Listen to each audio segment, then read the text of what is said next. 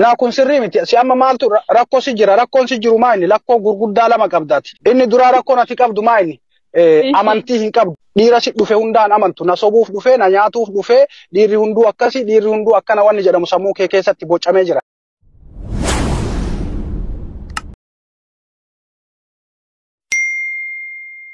Galatooma carraa naa kennuu keessaniif warroonni yaa mootii kenna doktora kenna yaanni kennuu ta'ee jira akka gulukoosiitti nu seenaa jira jalaan jettan hedduu galatooma dhugaa galata guddaa isiniif galcha. Namni hundi kasitti dhufe hundu si sobuuf sitti hin dhufne namni si jaaladhe jedhu hundi kasitti dhufe si jaalachuuf si sobee si nyaachuuf hin dhufne.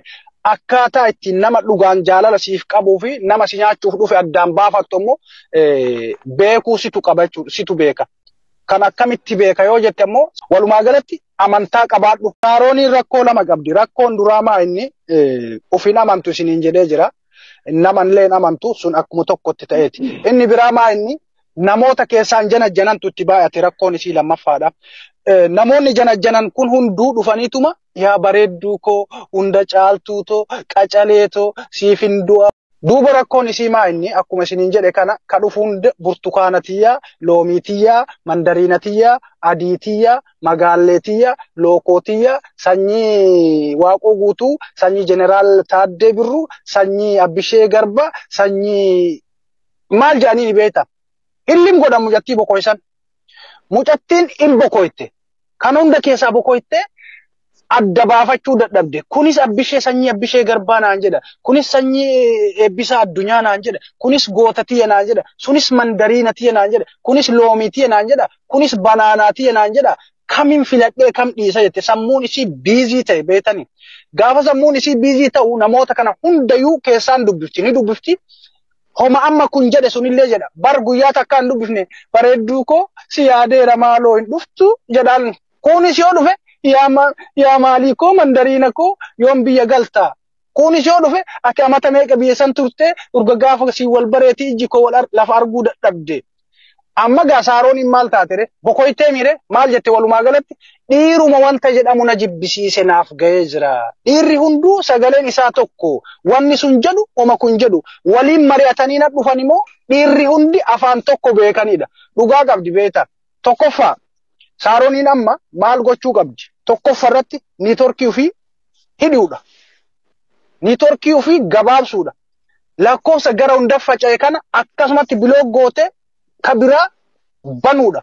Namichi akka carraa gaafa jalqabaa dhufee san irratti dubbise abbaa hireete. Amma rakkoon Saarooniin amma kana hunda akkamitti beeynaa naa himi jechaa. Tokkoffaa irratti Saaroon akkuma siin jedhe niitorkii kee gabaabsita.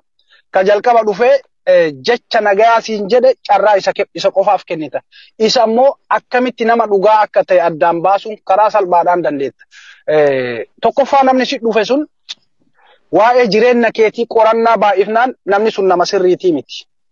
Jireenya kee jechuun ati intala akkamii turtee, ati beekumsa akkamii qabdaa, yuunivarsiitii kamitti eebbifamtee, waggaa hagam Dubaay turtee, biyya keessaa maal qabdaa, silkiin ati qabattu akkamiitii jedhee qorannoolee akkanaa kana heddummeessinaan namni sun nama sirriitii miti achumatti xara baallu ka jalaa dhahi.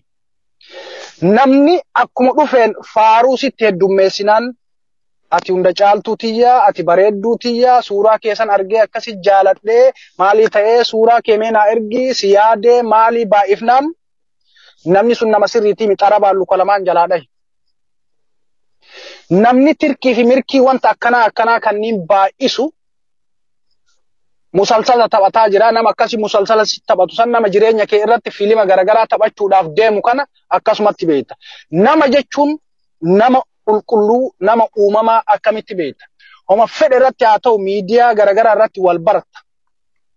Naamusa sii qabaannaan, kabaja sii qabaannaan, haasa siin haasa'u keessatti si eeggannaan, oolmaa fi bultii isaa keessatti namoota akkamii waliin oola. Haasaan isaa akkami, uffannaan isaa akkami jettee xiinxallaa kee irra kaa'uu qabu si. Namni tokko at least gaafima jaalalaatu si dhiyeessuudhaaf yoo diqqaate baatii jaasi dubbisuu qaba.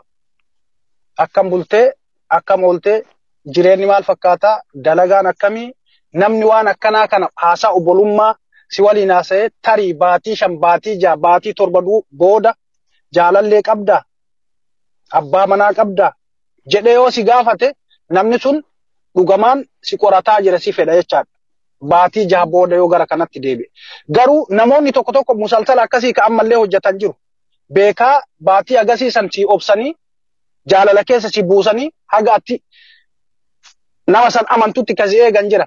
Kanas bifa garagaraatiin qorattee bira ga'uu dandeetta. Fakkeenyaaf homa xiqqoodhaan jecha amaanaa wayiitiin waan akkanaa godhetteeni namni sun miidiyaatti yeroo sanitti goonaan kabaja siif qaba jaalala sii qaba. Yoo ammoo soba garagaraa ka sobu ta'e kabaja wayituu siin qabu waa isirraa eeggataa jira.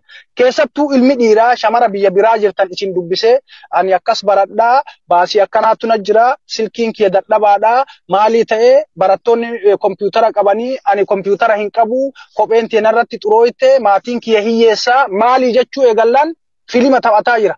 Filimni kun filima ittiin onnee keessi seenee boru si nyaatee ittiin si cabsuu deema. Serious. Kanuma siima. Kanniin ofirraa eeggannaan nama gaarii, nama qulqulluu, nama amanamaa ni argatta. Yoo ammoo ati badduu ka taate sanis ka jarrabdu taate gaafa namni sun jaalala keetiin cabee onnee isaa sii banee sitti dhufe onneen kee hin banamneef nama saniif. Maaliifi qalbiin kee bakka biraa jira. Nama biraa jala deemaa jirta ta'a. Namni sun si godha. Tari yeroo 2 3 4 si bilbilli kee biizii yoo ta'e tarii si loluu dhabuun mala namni sun maaliifi hanga silaa ati ta'isaatii miti si gaafatee gaafii sirraan qabu garuu inni si qorataara. Yeroo garagaraatti yeroo inni si bilbilu silkiin kee biizii taanaan ati daldaltuudha jechaadha. Daldaltuu jaalala akkasi si beeka. Namni dhugumaan jaalalaaf si dhufe yeroo hedduu yeroo inni si bilbilu silkiin kee biizii ta'e jaalala isaa sirraa qusata. Dhugumaan si fedhe jaalallaadhaan onneen isaa jaalalaan si cabe wantoota akkasiisan yoo sirratti arge onneen isaa sirraa muramti jecha sirraa dhaabata osoo jaalala ofiillee siin ibsine sirraa deebi'a. Kanniin ammoo gochuu wanta akkanaa kanarraa of eeguusitu qaba jechaadha. Hiriyyaan ati qabdu ka dhiiraas haa ta'u ka shamaraa murteessaa ta'uu qabu. Jechuun nama beekte hunda waliin bilbiltee sa'a 24 yoo ati haasofte namni dhugumatti bakka siif qabu ammoo yeroo sanis si barbaadee si dhaba. Yeroo si dhabe sanitti onneen isaa rifatti. Onneen isaa rifataa deemti. Dhumarratti namni sun sirraa fagaataa jechaadha. Kanaaf hiriyyaa dhiiraallee 2 yookaan 3 yoo qabaattan gahaadha. Shamarrillee 2 yookaan 3 gahaadha. 50 qabaatteef guyyatti namni 50 sitti bilbileef 50 sin fuudhu. Hiriyyaan ni filattaa, hiree ammoo hin filattu. Hireen kasii dhufe keessa kasii dhufe santu si fuudhuu danda'a. Kanuma kasiin jedhu kana qulqulleessinaan ati mootii jaalalaa taata. Dhumate galatooma.